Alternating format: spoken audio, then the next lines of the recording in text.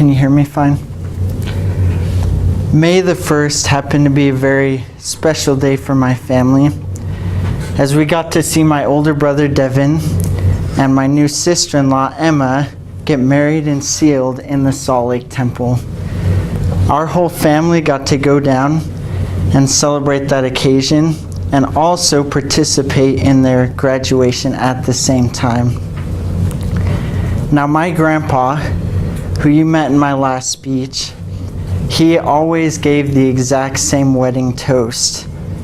And relating to marriage, he would always say, "I remember it like it was yesterday, and yesterday was a bad day." Now we're gonna have a lot of bad days in our lives.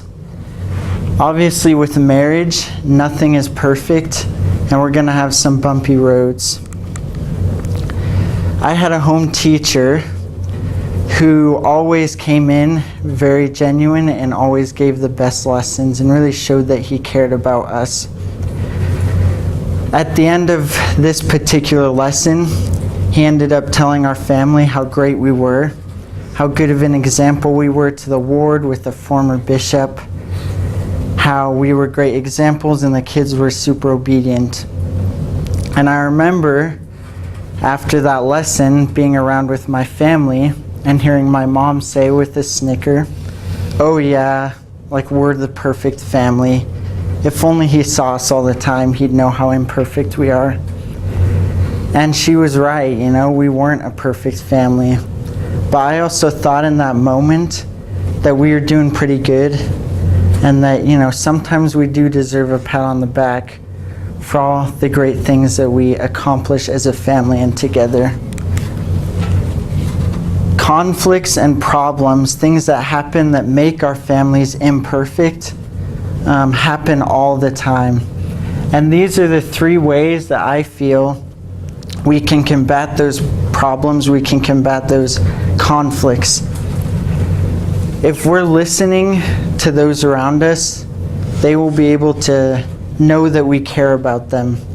A lot of times people talk to be heard, and so we need to listen to them and give them our attention.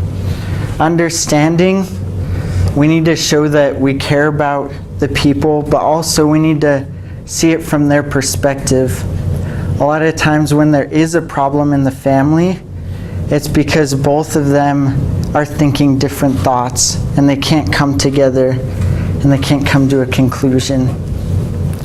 And then if we're deciding, if we're making correct decisions about how to move forward, how to improve that relationship, then we'll be able to be closer as a family.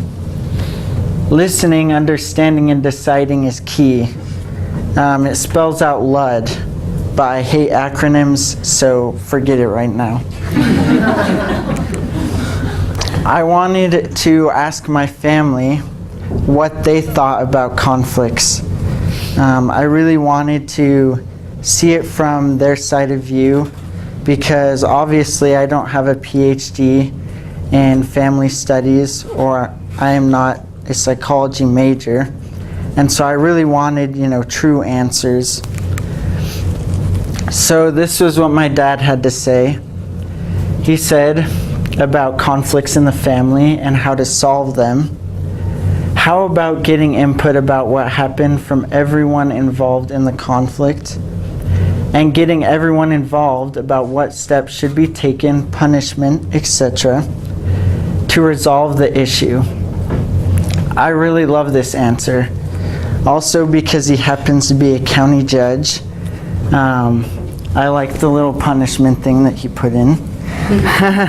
That suits him, but he's right.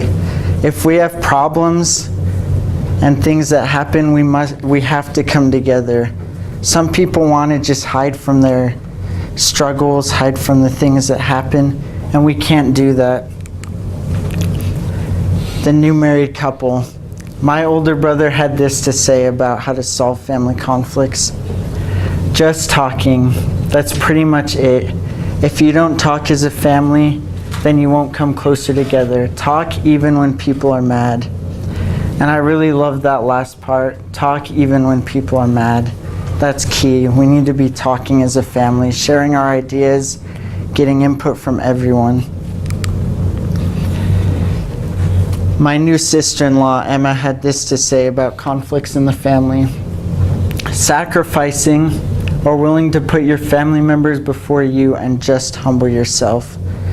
And I think that's very key in families, that we are not all about ourselves, that we are about other people. We need to be humble and we need to be willing to sacrifice for our family, because hopefully they will mean that much more to us. Bad days will come to all of us, and we're never going to have a smooth ride.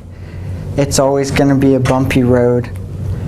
And we've got to be able to listen, to understand, and to make correct decisions within our families to improve that relationship. There's a lot of times where I could do a better job of reaching out to my family. Calling them more often and talking to them is certainly one of those ways.